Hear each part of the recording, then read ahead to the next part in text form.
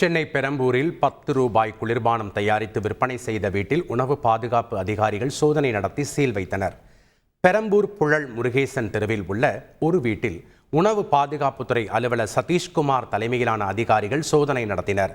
அப்போது அந்த வீட்டில் எந்தவித சுகாதார தன்மையும் இல்லாமல் சிறிய அளவிலான குளிர்பானங்கள் தயாரித்து காலாவதி தேதி குறிப்பிடாமல் விற்பனை செய்வது தெரியவந்தது.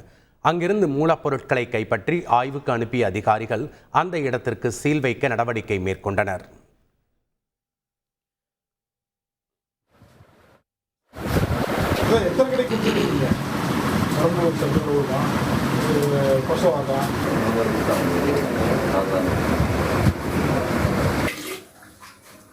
எறும்போடு போட்டு தேனி எல்லாம் போட்டு கலந்து கொடுத்துறது.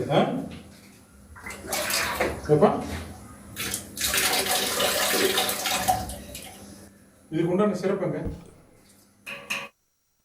அந்த குழந்தை இறந்ததை தொடர்ந்து தமிழ்நாடு முழுக்க உணவு பாதுகாப்புத்துறை ஆணையர் அவர்கள் எல்லா டிஸ்ட்ரிக்ட்லேயும் இந்த மாதிரி ஏதாவது தயாரிப்பு நிறுவனங்கள் இருக்கா, அன்ஆத்தரைஸ்டாக இருக்காங்களா அப்படின்றத பார்க்க சொல்லி எங்களுக்கு உத்தரவு போட்டாங்க.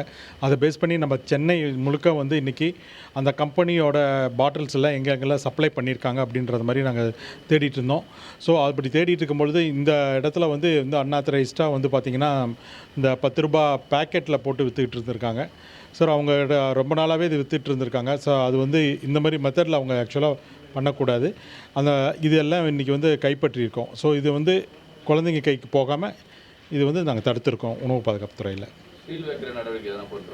ஆமாம், இப்போ கொஞ்சம் நான் இப்போ இதெல்லாமே நான் கைப்பற்றிட்டு சீல் வச்சு நடவடிக்கை எடுப்போம். இப்போ செய்திகளை உடனுக்குடன் தெரிந்து கொள்ள உடனே சப்ஸ்கிரைப் பண்ணுங்க.